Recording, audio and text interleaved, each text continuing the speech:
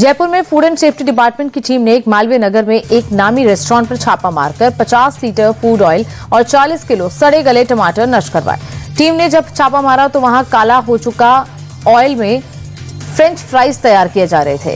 ये स्वास्थ्य के लिए यहाँ काफी हानिकारक था और इसके साथ ही प्लास्टिक के कैरेट में सड़े गले टमाटर रखे हुए थे, जिनका इस्तेमाल बर्गर में होना था।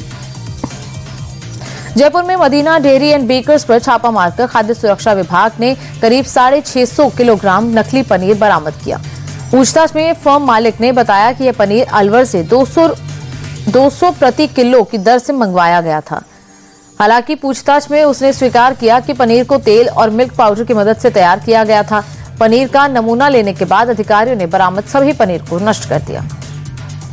महाराष्ट्र के डोंबिवली में आवारा कुत्तों की दहशत का एक चौंकाने वाला मामला सामने आया। सीसीटीवी में कैद तस्वीरों में दिख रहा है कि एक बच्ची जो स्कूल जा रही थी, उस पर कुत्तों ने अचानक हमला कर दिया, जिससे बच्ची घबरा गई और जान बचाने के लिए इधर उधर भागने लगी। बच्ची के चीखने चिल्लाने की आवाज सुनकर मौके पर सोसाइटी के गार्ड आ गए और इसकी वजह से बच्ची की जान बच पाई। घटना के बाद से लोगों में काफी नाराजगी है। छत्तीसगढ़ की धमतारी में एक शख्स के अंतिम संस्कार को लेकर जबरदस्त विवाद हो गया। गांव के रहने वाले जल सिंह नेताम ने 15 साल पहले ईसाई धर्म अपना लिया था। नेताम के निधन के बाद उनके परिवार ने उन्हें अपने घर के पिछवाड़े में दफना दिया। इसे लेकर वहां आदिवासी संगठनों ने बवाल मचा दिया और कहा कि उन्हें ईसाइयों के लिए निर्धारित स्थान पर दफनाया जाना चाहिए था। तब एसडीएम के आदेश पर शव को कब्र से निकलवाने के बाद ही गांव में शांति बहाल हो पाई। दिल्ली एनसीआर समेत पूरे उत्तर भारत में ठंड का असर कम हो रहा है। सुबह की हल्की ठंड के बाद दिन में लगातार पारा बढ़ रहा है। हालांकि पहाड़ों पर अभी भी हल्की बर्फबारी की चेतावनी है। मौसम विभाग के मुताबिक 15 फरवरी तक दिल्ली के मौसम में बहुत ज्यादा बदलाव नहीं होगा। कभी कभी आंशिक बादल छा सकते हैं। सुबह सुबह कुहासा रहने का अनुमान है।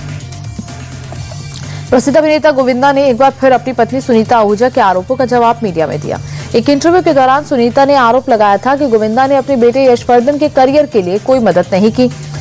इस पर गोविंदा ने कहा कि मैंने अपने परिवार के लिए राजनीति छोड़ दी क्योंकि मैं नहीं चाहता था कि मेरे द्वेष किसी भी प्रकार से मेरे पारिवारिक जीवन में दखल दें, खासकर मेरे बच्चों पर।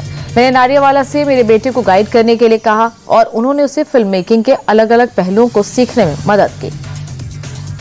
ग्लोबल रेटिंग एजेंसी मूडीज ने भारतीय इकोनॉमी को लेकर नए अनुमान जारी किए हैं। मूडीज के अनुसार अगले वित्त वर्ष में भारत की जीडीपी 6.4% की दर से बढ़ सकती है।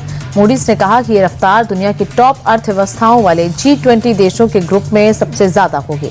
इस बढ़त के पीछे मजबूत घरेलू खपत, सरकार के नीतिगत फैसलों और देश के स्थिर बैंकिंग सिस्टम को मुख्य कारण बताया गया है। ईडी ने अनिल अंबानी ग्रुप और उससे जुड़ी संस्थाओं के खिलाफ स्पेशल इन्वेस्टिगेशन टीम का गठन किया है। 40,000 करोड़ रुपए के बैंकिंग और कॉर्पोरेट फ्रॉड की जांच के लिए सुप्रीम कोर्ट के निर्देश के बाद एसआईटी को गठित किया गया। सुप्रीम कोर्ट ने मामले में निष्पक्ष और जल्द से जल्द जांच करने के लिए कहा है। एसआईटी को ईडी के एडिशनल डायरेक्टर लीड करेंगे।